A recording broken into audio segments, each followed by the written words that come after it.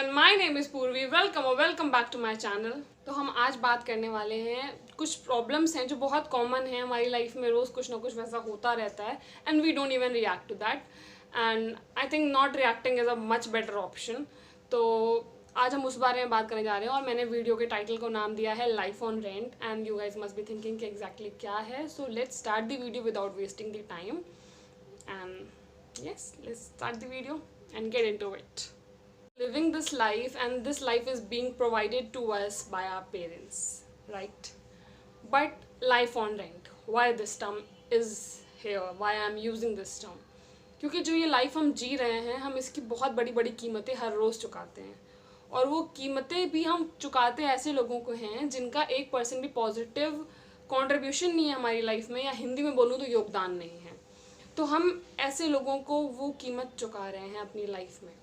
Recently मैंने ऐसा कुछ एक्सपीरियंस किया और उसी बिहाफ पे आई थिंक मुझे लगा कि मुझे इस पे वीडियो बनानी चाहिए, क्योंकि आई गेस हम जितने भी लोग हैं जो सोशल मीडिया प्लेटफॉर्म यूज़ कर रहे हैं to create content, to discuss about the social things और to entertain people by their own skills or by their own talent, तो मुझे लगा कि let's make a video on this topic also. Being a YouTuber हम सब जानते हैं कि हम चाहते हैं कि हमारे वीडियो का रीच जितना ज़्यादा हो सके उतना ज़्यादा हो।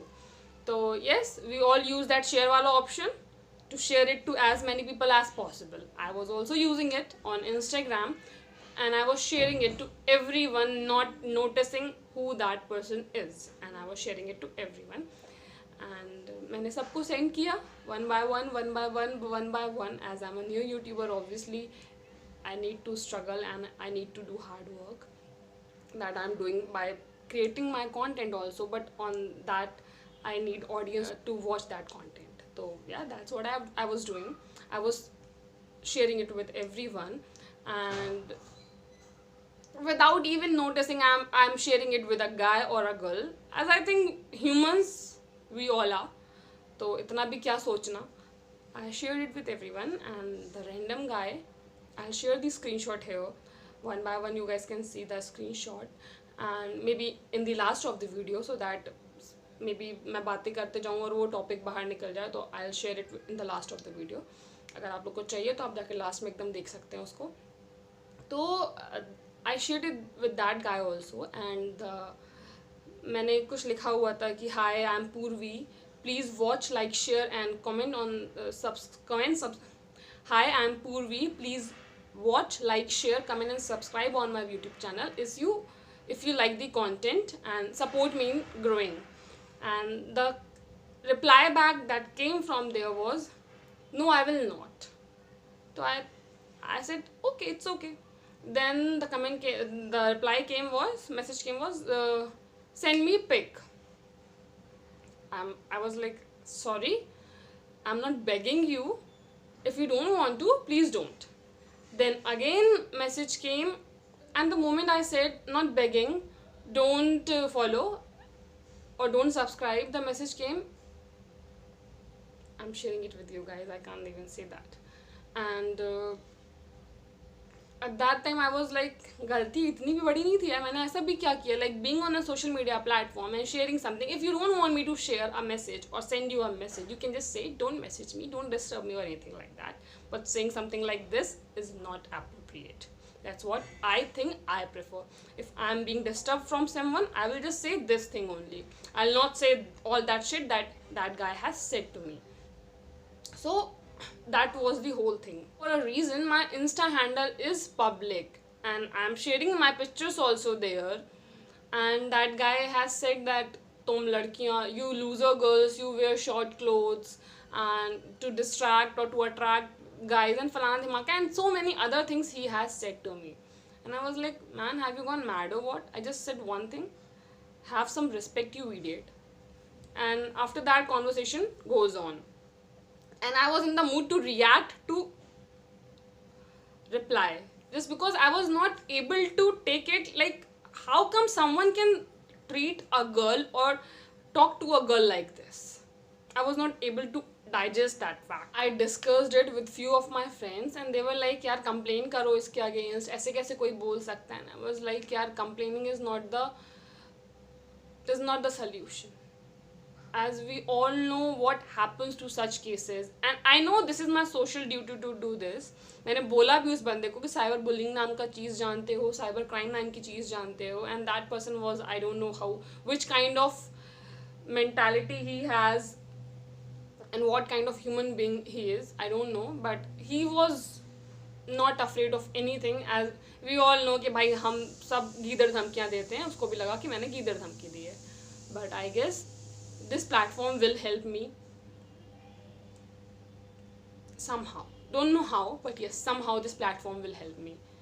कुछ लोग बोलेंगे इसमें मेरी गलती है क्योंकि मैंने भाई एक लड़के को मैसेज किया, जो कि पाप होता है, जो कि गलत होता है, और वो सिर्फ इसलिए ऐसा बोलेंगे क्योंकि जब जो लोग पिंजड़े में पैदा हुए होते हैं उन्हें लगता है कि फ्लाइंग इज़ अ क्राइम और is a disease. So I am really sorry, it is not disease, it is not a crime. ये आपकी मेंटालिटी है. जो चीज़ें आप नहीं कर पा रहे हो, किसी को करते हुए देख रहे हो, तो आपको लगता है कि अरे ये तो गलत है. ये तो हुआ मेरा पर्सनल एक्सपीरियंस. अब हम कुछ ऐसी चीज़ों के बारे में बात करेंगे जो हमसे एक्सपेक्ट की जाती हैं, बीइंग अ गर्ल और बीइंग अ गाय. लाइक लड़की है तो खाना बनाना तो आना ही चाहिए. पढ़ लिख करके क्या करेगी, पढ़ा लिखा करके MBBS कराना है क्या, ऐसी 100 चीज़ें. और लड़कों पे फाइनेंशियल प्रेशर होना ही होना चाहिए क्योंकि उन्हें ही कल को चल के रोटी कमा कर घर पे लानी है. लड़कियों का क्या, उनकी तो शादी कर देंगे, पति जो कमाएगा खुशी से जो दे देगा वो उनका हुआ. उनको अपने पैर पर खड़े होने की कोई ज़रूरत नहीं है, उनको अपना घर बनाने की कोई ज़रूरत नहीं है, क्योंकि शादी हो करके तो ससुराल ही जाना है. घर बना के करेंगी क्या वो? उन्हें एक पैसा कमाने की कोई ज़रूरत नहीं है, उन्हें सेविंग्स करने की कोई ज़रूरत नहीं है, उन्हें करियर में स्ट्रॉन्ग होने की कोई ज़रूरत नहीं है, उन्हें कुछ करने की ज़रूरत नहीं है. उन्हें सिर्फ और सिर्फ किचन में खाना बनाना आना चाहिए और हाँ हुजूरी करनी आनी चाहिए. Frankly speaking, not here to hurt someone sentiments, but yes आप लोगों को भी रियलाइज़ करना चाहिए कि आप लोग ये सारी बातें बोल करके कितनी बार कितनों के सेंटिमेंट्स को हर्ट कर देते हैं. मतलब यार आप लोग तो ऐसा फील करवाते हो जैसे लड़की होना हमारा जेंडर नहीं है, हमारी बीमारी हो गई है. It is a disease. You guys make us feel like it is a disease. क्यों भाई, क्यों ये सारा का सारा फाइनेंशियल प्रेशर लड़कों पे ही? क्यों लड़कियों को हाउसवाइफ का और लड़कों को वर्किंग का टैग लगाना ज़रूरी है? क्यों नहीं 50-50 पार्टनरशिप इज़ राइट. घर दोनों का है तो सपोर्ट दोनों का चाहिए. अगर एक हाउसवाइफ हो सकती है तो एक हाउस हस्बैंड भी हो सकता है, अगर एक वर्किंग हस्बैंड हो सकता है तो एक वर्किंग वाइफ भी हो सकती है, और ये दोनों जब साथ चलेंगे तब जाकर के घर चलता है. ये फाइनेंशियल प्रेशर देना क्यों ज़रूरी है? As we all know in this scenario that is going on, lockdown के समय में या in fact the time, the generation that has came, घर का अगर हर मेंबर भी अर्न कर रहा है तो वो भी कम है. तो क्यों सारा का सारा फाइनेंशियल प्रेशर सिर्फ और सिर्फ एक आदमी पे? क्यों सारी रिस्पॉन्सिबिलिटीज़ फाइनेंशियली उसके कंधों पर? क्यों नहीं इसको मिलके हम हाफ हाफ बांट सकते? और अगर ये नहीं कर सकते तो ये जो लड़के बोलते हैं ना कि मेरी बंदी तो सिर्फ मुझे एज अ ATM यूज़ करती है, इसका ट्रेडिशनल सर्टिफिकेट हमें सोसाइटी ने दिया है, क्योंकि सोसाइटी ने ही ये एक मिथ क्रिएट किया है कि लड़के कमाने के लिए बने हैं और लड़कियां किचन में खाना बनाने के लिए. 12th में साइंस लेना इतना इम्पोर्टेंट क्यों है, और 12th के बाद इंजीनियरिंग करना इतना इम्पोर्टेंट क्यों है? अब ये कैसा सोशल प्रेशर है ये मुझे समझ नहीं आता. मतलब रिलेटिव्स को बताने के लिए कि हमारे बच्चे ने 12th में साइंस ली है, लंका लगा दो बच्चे की ज़िंदगी की. कोई मतलब नहीं पड़ता ना अपने बच्चे की लाइफ से, क्योंकि अपना सगा बच्चा तो शायद है ही नहीं वो. अरे अपने सगे बच्चे की लाइफ क्यों बर्बाद कर रहे हो रिलेटिव्स को सिर्फ 1 या 2 बार बताने के लिए कि भाई बच्चे ने 12th में साइंस ली है? Let them do whatever they want to. 12th के बाद इंजीनियरिंग करवाना इतना ज़रूरी है? अरे भाई देश में जाके इंजीनियर्स की हालत देख लो. भेड़ चाल चलना इतना भी ज़रूरी नहीं है. To all the dear parents, please just help your childrens to become a human being, not saying good human being because humans are supposed to be good in itself.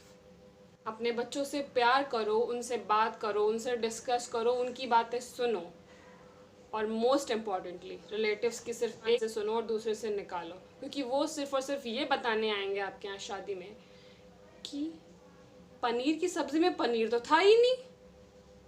So please just live it for your self, for your children.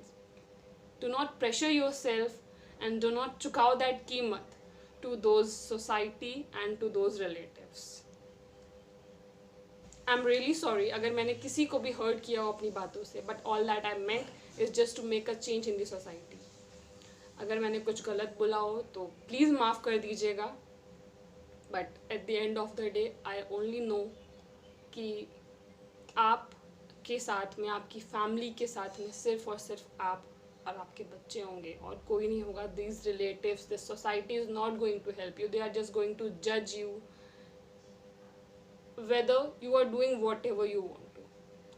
अगर आप उनके according चलोगे then too they are going to जज you somehow. So just take care of yourself, your family, your children, and be safe, stay safe, live happily.